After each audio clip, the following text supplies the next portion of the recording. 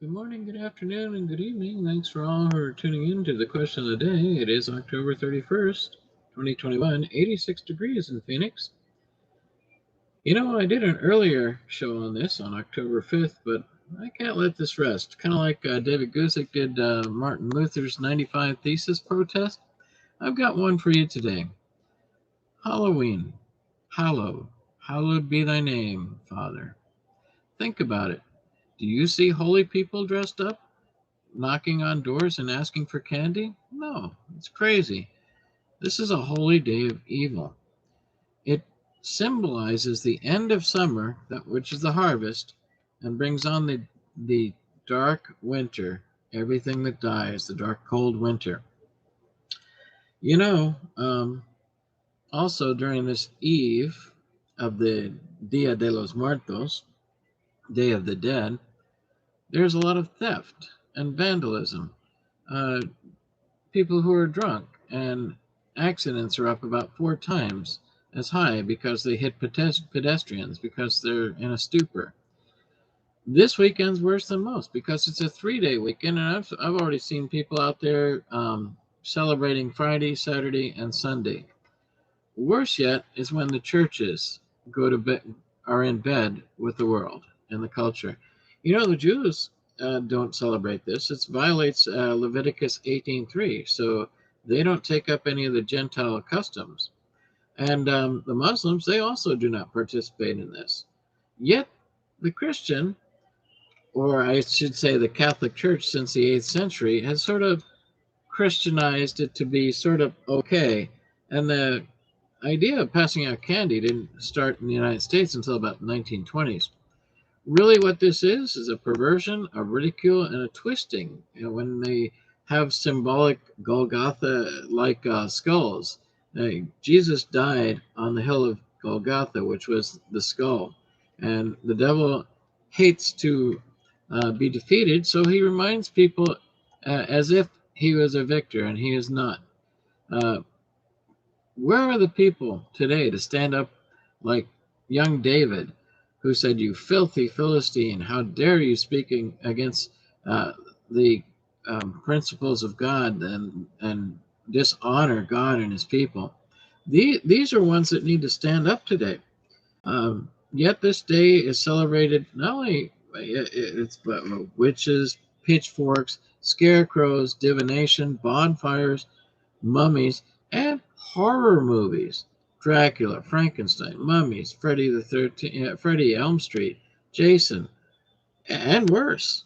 Yeah, lanterns of light was used in these uh, Druid days of pagan celebration to ward off evil spirits. So these people had no peace.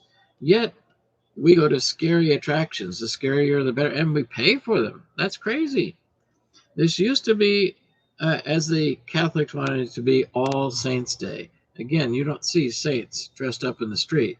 All you see is demon type of costumes.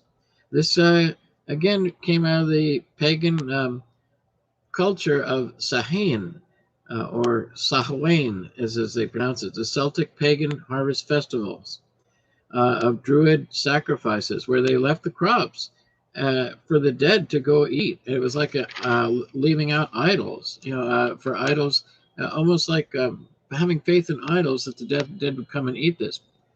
And like I said before, that famous song the Catholic Church brought you, "Pray for the dead, and the dead will pray for you." The dead don't pray, and neither should you pray for them. They are dead.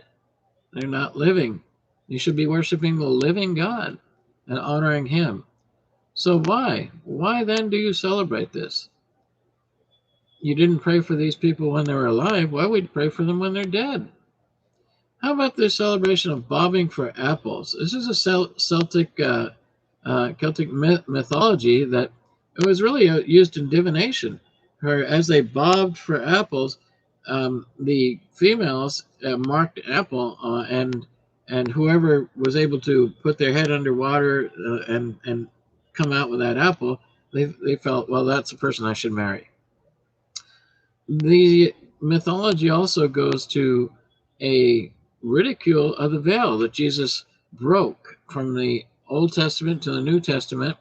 When he died on the cross, it was rent in two. You have access to God. Yet these people on this day feel the veil is thinner, and so it's easier for spirits to penetrate of the dead to penetrate and be among the living.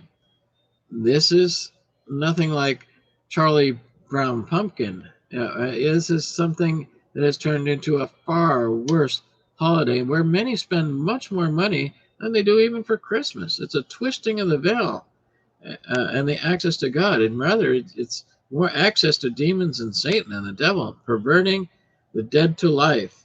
And so this is sort of like a mockery on the resurrection, and it is definitely all satanic, all from satanic mind. The idea of All Hallows Tide was the trapped folklore of being in purgatory, as if you were a trapped soul.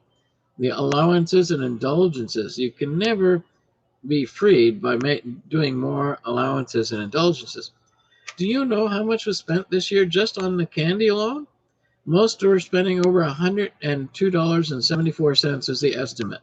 So that's not including all the costumes and all the garbs. That's what each person's spending. No less than 20% of Christians are celebrating this. Over $10.14 billion is estimated to have been spent on this holiday. Now, there's a legend between the jack-lantern, the trick-or-treat, and the Bloody Mary, which also is seen like a cursing of the Saw. I know the broken mirrors in that movie Saw in the bathroom. Another horror movie. But what I want to share with you is how awful is this, because there are no less than 20 churches in my area. I don't know about yours. I'm going to show you this. 20 churches celebrating going to bed with the trick-or-treaters. Look at that. All these people on the map. All these churches are celebrating some form of trick-or-treat. That's terrible. That is absolutely awful. And I'm going to go a little further. Let's see. Why Christians should not celebrate Halloween? Halloween is the devil's holiday. It is not a Christian observance. The founder of the Church of Satan said that by dressing up either by wearing a costume or coloring oneself for Halloween, it is tantamount to worshiping the devil. Anton LaVey, who's now dead, by the way, the founder of the Church of Satan, himself declared that by dressing up either by wearing a costume or by coloring oneself in Halloween signifies that you allow Satan to own you. He further said that when you adopt pagan practices, you subconsciously dedicate yourself to the devil. He took joy in Christians who take part in this tradition. I am glad that Christian parents let their children worship the devil for at least one night out of the year. Welcome to Halloween. That was LaVey's statement and was corroborated by former Satanist John Ramirez, who said that when you dress up, even as an angel or a mermaid for Halloween, you give the devil legal rights to change your identity. Ramirez further warned that a much darker reality in Halloween beyond costumes and candy. The former Satanist turned Christian pastor said in a CBS interview in 2018, I was a general to the kingdom of darkness and witchcraft. I would sit with the devil and talk with him like I was talking with you today. It was that kind of communication. It was that kind of relationship. Now, that is the kind of relationship we should have with the Lord. But the history is awful. Like I said, this came out of a Druid a tradition from Samhain. Halloween is one of the favorite times for witches or the advocates of Wicca. Wicca is the official religion of witchcraft. And on that night, the separation of physical and spiritual realities is thinnest guarded. As I said, they believe the veil has been ripped. And it really should be a call to action. This is just awful. And so, it goes further. Like I say, there was something I wanted to show you here.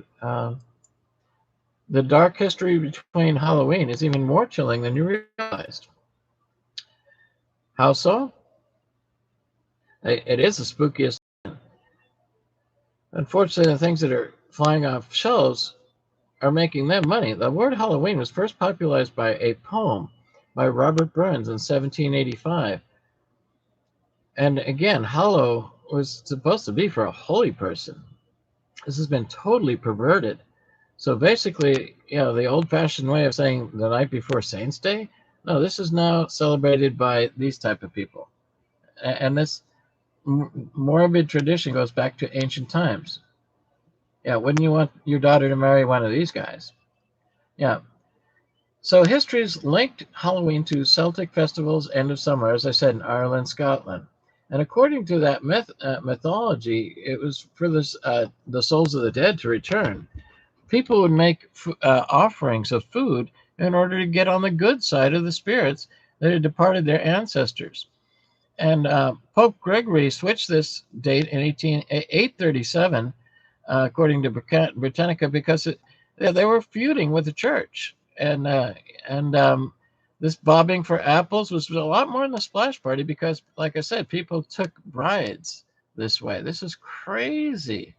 They would dunk their heads in a vat of water trying to bite the fruiting float in quest to figure out who would be their future spouse. Ladies would mark an apple and toss it into the tub, thinking they'd be destined to whoever pulled it out. That's going to be my man. And the jack-o'-lanterns? Well, it symbolizes a fateful deal with the devil. If you've ever met the devil on a darkened road, don't try to trick him into climbing into a tree, because that is the legend of Jack-o'-lantern.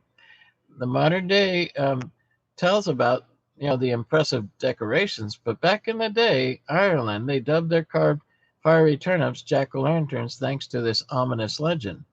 One night, a conniving local drunkard named Jack trapped the Princess of Darkness in a tree by hacking a sign into the cross, into the sign of a cross in the bark of the tree. In exchange for letting Satan climb down, Jack had him vow never to claim his soul, even though he was a drunk. So making another allowance, right? Jack proceeded to act like a jerk his whole life. When he died, he was not allowed into heaven. So he tried to return to his old pal the devil, but Satan upheld his end of the deal, hurling a piece of coal from hell at the dead man for good measure. Left with nowhere to go, Jack placed the blazing coal in a turnip to use as a lantern. The dead man then set out, doomed to wander until he could find an eternal resting place. Hence, there goes purgatory, right? Praying for the dead. You really want to pray for a drunkard like that? Trick or treating has an ancient precedent. The candy didn't come until much later. Modern day trick or treating came out of those. As you look at the old complete teacher's almanac, so they'd pray for the people's souls in return for the cake, instead of threatening to play tricks on them. And so, throughout the medieval Europe, murmuring, dressing in disguises, and visiting neighbors while dancing and playing music and doing tricks was popular in those feast days. It was reported that this candy thing didn't catch on in the United States until 1920. So really, the practice was pretty controversial because it did involve gangsters, pranksters, and the invention of trick-or-treating. Many adults had raised stern objections. So really, the people in Ireland did this to protect their crops, thinking that the dead spirits or the gods would leave them alone. And that is not the case. That's not what happened. So that so many churches are in bed, and these are people who graduated from seminary, which I call it graduated from cemetery now, because pretty useless is the education today. Many do not hold the word of God. But if you are a Christian parent, you ought to definitely see our video from October 5th on Question of the Day, as well as this one. I know it's a long one, but you know what? I hope it saves you a lot of turmoil down the road, as well as, because the dark dressing in goth and black. You don't think your kids are involved in this? Behind when my kid was growing up, didn't realize it. I didn't have any idea what was going on. And yet, I'm a CPS. I was a CPS worker, and she was cutting her arm for attention, and this is incredible. Because the people that dedicate themselves to this kind of religion are doomed. And these living people need to be prayed for so that their souls can be redeemed by the saving knowledge of the Lord that's found in the Bible. If you read your Bible, you will find that these are not holidays, holy days to be celebrated. Well, I know I had a lot to say there, so I'm asking you to consider whose house, who will you serve this day? God bless. See you next time. I wasn't usually doing a question of the day on the weekend, but today, yeah, we had to. Have a good day.